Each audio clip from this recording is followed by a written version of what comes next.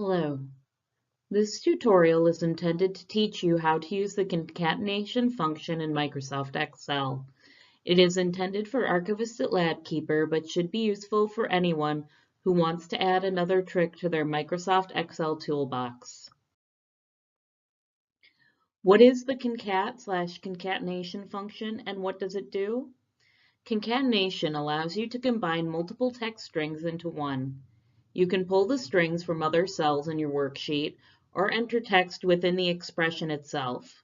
In versions of Microsoft Excel released before 2016, the function is called concatenate, but in versions released after 2016, like the one in Office 365, that's been shortened down to concat.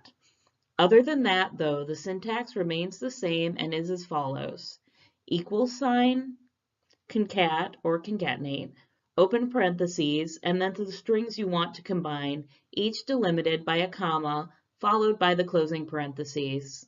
I will be using concat for the sake of this tutorial, but if you are using an older version of Excel, just replace that with the full word concatenate.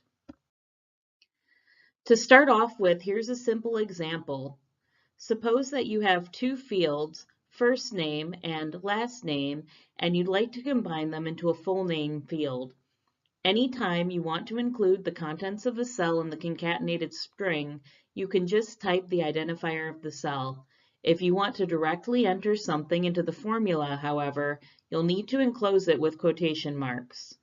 What you'd enter into the C2 cell here would be equal sign, concat, open parentheses, A2, comma, open quote, space, close quote, comma, B2, close parentheses. We need that space in the middle to keep the name from all running together as one word. As you can see here in the first example with the space, the name appears normally, Katie Smith. But without adding that space, it all runs together.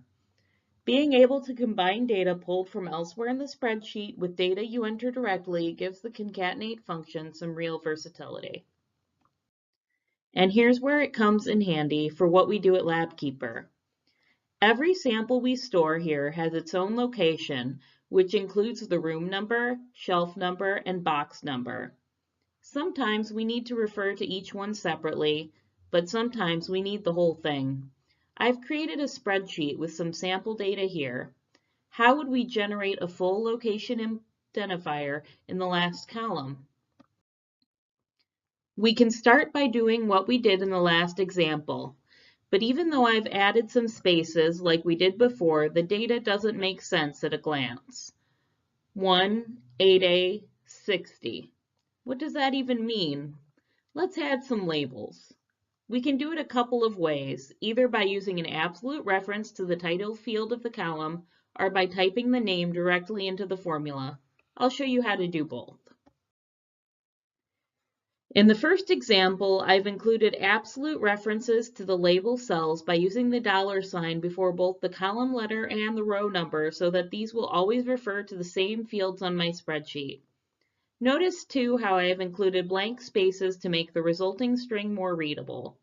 The complete formula is a bit of a mouthful, but here it goes. Equal sign concat, open parentheses, $C, $1, comma, quotation mark, space, quotation mark, comma, C2, comma, quotation mark, space, quotation mark, comma, $D, $1, comma, quotation mark, space, quotation mark, comma, D2, comma, quotation mark, space, quotation mark, comma, $E, $1, comma, quotation mark, space, quotation mark, comma, E2, close parentheses.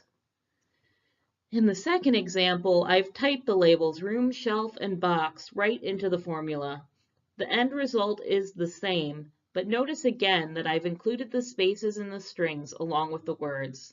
In this example, the formula reads equal sign, concat, open parentheses, quotation mark, room, close quotation, comma, C2, comma, quotation mark, space, shelf, space, quotation mark, comma, D2, comma, quotation mark, space, box, space, quotation mark, comma, E2, close parentheses. Which method you use may depend on the situation. For instance, if you think you might someday want to change a label from box to container, for example, and don't want to have to retype it in the formula, using the direct reference might be a better choice.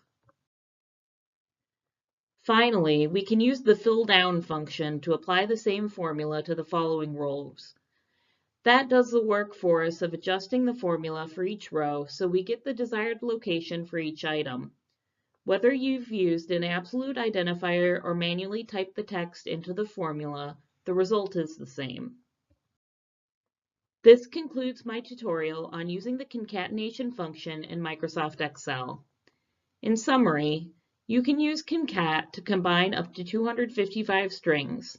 Type the cell identifier to pull existing data from a cell, and use quotation marks to manually add text to the function, whether to add information or just make it clearer with spaces or punctuation. Each element is delimited with a comma. Finally, you can use fill down to easily apply your formula to each line in a table. Just make sure to watch your relative and absolute references as you would with any Excel formula. Thanks for taking the time to watch this tutorial. I hope you found it useful.